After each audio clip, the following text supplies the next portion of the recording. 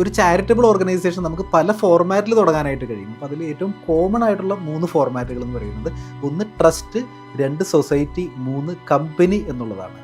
അപ്പോൾ ഇതിൽ വളരെ സിമ്പിളായിട്ടുള്ള മെത്തേഡ്, വളരെ ലീസ്റ്റ് കോസ്റ്റ് വരുന്ന മെത്തേഡ് എന്ന് പറയുന്നത് ട്രസ്റ്റാണ്. അതായത് വളരെ ഈസി ആയിട്ട് നിങ്ങൾക്ക് ട്രസ്റ്റ് ഫോം ചെയ്യാനായിട്ട് കഴിയും. ആകെ 2 പേരുടെ ആവശ്യമുള്ളൂ. അതുമാത്രമല്ല നിങ്ങളുടെ വീടിൻ്റെ അഡ്രസ്സിൽ തന്നെ നിങ്ങൾക്ക് ട്രസ്റ്റ് ഫോം ചെയ്യാനായിട്ട് കഴിയും. നിങ്ങളുടെ വീടിന് അടുത്തുള്ള സബ് രജിസ്ട്രാർ ഓഫീസിൽ നിങ്ങൾക്ക് ഒരു 500 രൂപയുടെ 1000 രൂപയുടെ സ്റ്റാമ്പ് പേപ്പറിൽ ഒരു ട്രസ്റ്റ് ഡീഡ് എക്സിക്യൂട്ട് ചെയ്തുകൊണ്ട് നിങ്ങൾക്കൊരു ട്രസ്റ്റ് വളരെ ഈസി ആയിട്ട് ഫോം ചെയ്യാനായിട്ട് കഴിയും. മാത്രമല്ല നിങ്ങൾക്ക് ഓൾ ഇന്ത്യ ലെവലിൽ നിങ്ങൾക്കതിൽ ഓപ്പറേഷൻസ് നടത്താനായിട്ട് സാധിക്കും. ഇനി സൊസൈറ്റി ആണെന്നുണ്ടെങ്കിൽ ചുരുങ്ങിയത് 7 ആളുകളെങ്കിലും വേണം.